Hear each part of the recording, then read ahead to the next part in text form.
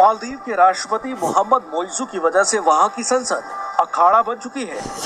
जंग छोड़िए, यहाँ तो लात घूंसे चल रहे हैं। जूता लात बेसिकली 4 मंत्रियों को जो अप्रूवल देना होता है ना, पार्लियामेंट वहां के क्या है, वहां का कानून है कि मंत्रियों का पार्लियामेंट अप्रूवल देती है। जो मारपीट की तस्वीरें मालदीव की संसद की हैं, उसी मालदीव की तस्वीरें जिसके राष्ट्रपति चीन के इशारे पर भारत के खिलाफ एजेंडा चलाते हैं। And Mohammed Ghassan Momun, the defense minister, if government lawmakers continue to disrupt parliament. Early on Sunday, the Maldives parliament witnessed violence when government members of parliament from PPM-PNC party disturbed the proceedings of parliament and the speaker's... Maldives के जो president हैं, president मौजू, उनके खिलाफ एक सुनने में आ रहा है कि ऑपोजिशन जो है वो एक इम्पीचमेंट मोशन लेके आ रही है। क्या हुआ वहां पे?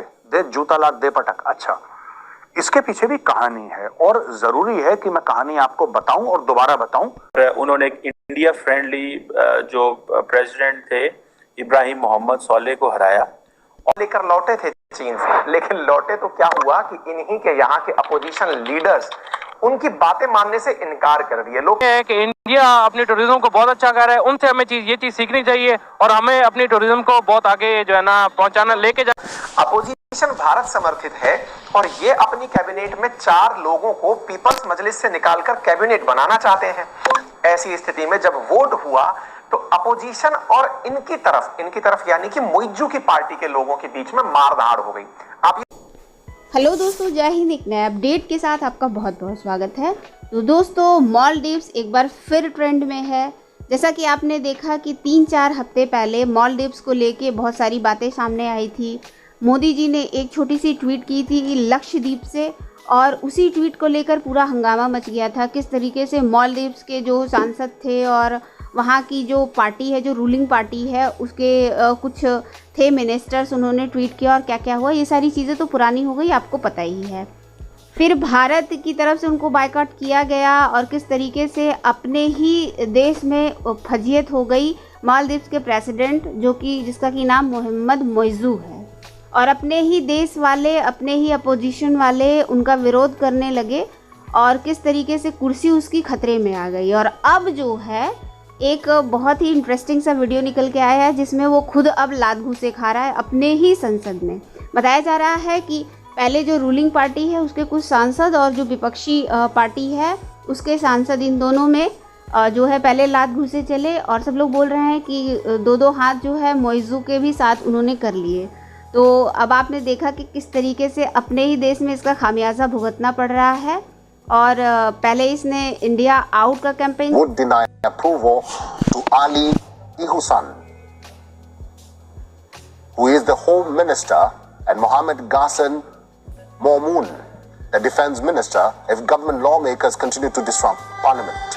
Early on Sunday, the Maldives Parliament witnessed violence when government members of Parliament from PPM-PNC party disturbed the proceedings of Parliament and the Speaker's motion. This was when the vote on parliamentary approval for the Moizu government was scheduled. This comes amid strained diplomatic tensions between New Delhi and Male.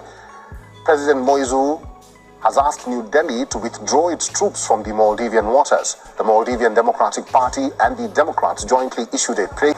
The shift in foreign policy seen to be anti-India as extremely detrimental to the country's long-term development. इसके पीछे का analysis मैं आपको बताऊंगा दोस्तों कि मालदीव्स में हो गई जूता लात। बेसिकली 4 मंत्रियों को जो अप्रूवल देना होता है ना, पार्लियामेंट वहां के क्या है, वहां का कानून है कि मंत्रियों का पार्लियामेंट अप्रूवल देती है। जो मालदीवियन डेमोक्रेटिक पार्टी है जो कि मोहम्मद मोइजू के खिलाफ है, यानी कि मालदीवियन डेमोक्रेटिक पार्टी ऑपोजिशन में है, it is in the opposition और वो प्रो इंडिया पार्टी है। उसने बोला कि तुम्हारे जो 4 मंत्री है ना, तुम्हारे इन 4 मंत्रियों को हम अप्रूवल देते ही नहीं, हम नहीं देंगे अप्रूवल, जाओ ऐश करो। अच्छा, इससे क्या हुआ कि वहां पे बहुत हड़कंप आ गई कि सरकार कैसे बनेगी, अब क्या होगा। तो पहले भैंसा भैंसी शुरू हुई, उसके बाद शुरू हुई जूता लात। जैसे WWF की कुश्ती होती है ना, दे पटक दे मार, टांग खींच, बाल खींच, आंखें नोच, ये सब चल रहा है, छोटा सा वीडियो है, अब वीडियो देख लीजिए भाई, फिर मैं वापस आपको बताता हूं स्टोरी क्या चल रही है।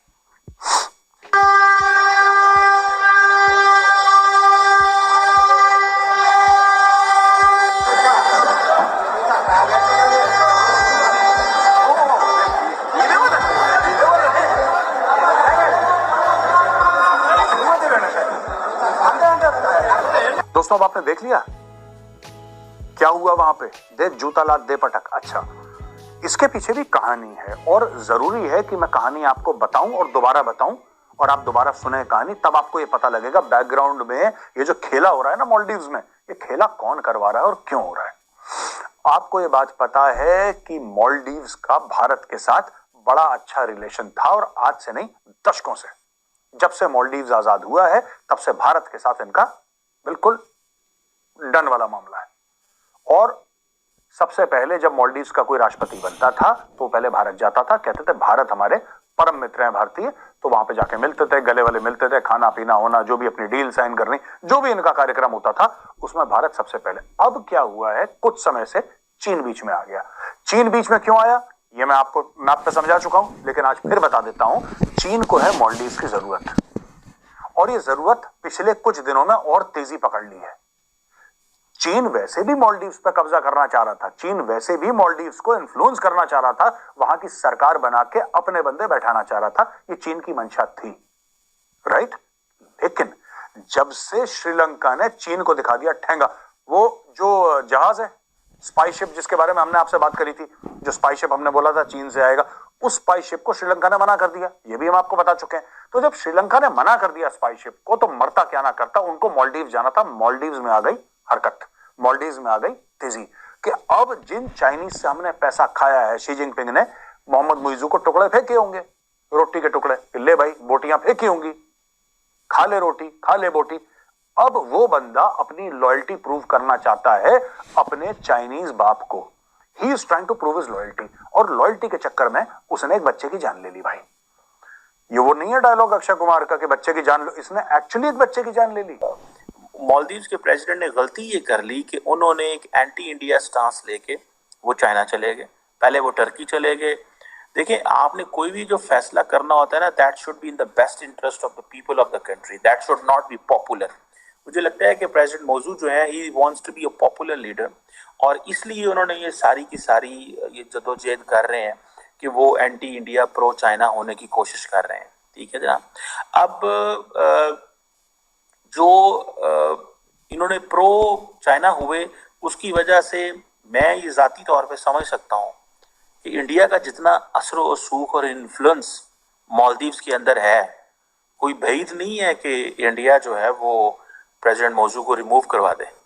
आप इस चीज़ को अंडर एस्टिमेट ना करें, इस एलिमेंट को, कि इंडिया, अब देखें ना, इसके पीछे भी कॉन्टेक्स्ट है ना, कि इंडियन फौजियों को, सोल्जर्स को कहा गया कि आप निकलें वहाँ से।